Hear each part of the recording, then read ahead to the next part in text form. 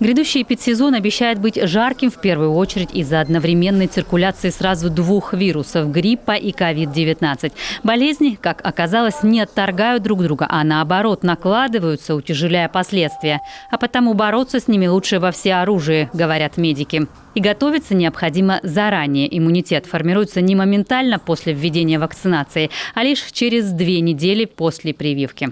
Коронавирусная инфекция и грипп, они по клинике практически одинаково. Во всяком случае, начинается также с высокой температуры, в том числе это и кашель, в том числе и это осложнение в виде вирусных пневмоний. Поэтому определить, какое заболевание, крайне сложно без лабораторной диагностики. Бесплатной иммунизации против гриппа в первую очередь подлежат работники учреждений с наиболее высоким риском распространения гриппа и ОРВИ.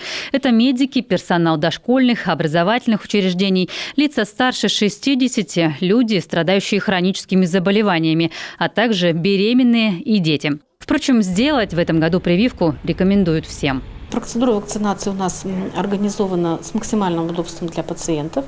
У нас есть прививочные кабинеты в каждом структурном подразделении, то есть там, где человек лечится, куда можно прийти, минуя лечащего врача.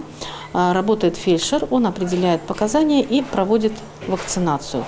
Кроме того, у нас по субботам и воскресеньям с 11 до 16 стоит выездной прививочный пункт около торгового центра «Макси». О важности прививочной кампании говорили накануне на заседании правительства региона. В этом году планируется вакцинировать не менее 60% населения республики. Показатель немного выше, чем в прошлом году, но все же, как говорят сами медики, вполне достижим. Правда, времени остается все меньше, а потому работу по иммунизации необходимо усилить. В обязательном порядке роль муниципалитета будет обозначена как консолидирующая.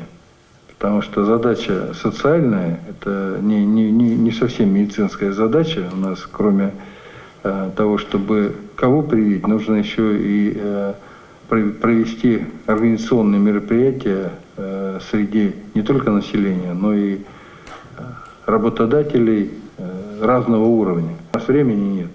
И нужно здесь очень всем активизироваться. Сейчас прививки уже сделали свыше 127 тысяч жителей республики. Это около 15% от общего числа населения. Чтобы защититься от невзгод предстоящего эпидсезона, закончить вакцинацию нужно до начала октября. Ольга Коняева, Ксения Лосева, Олег Юшков, телеканал Юрган.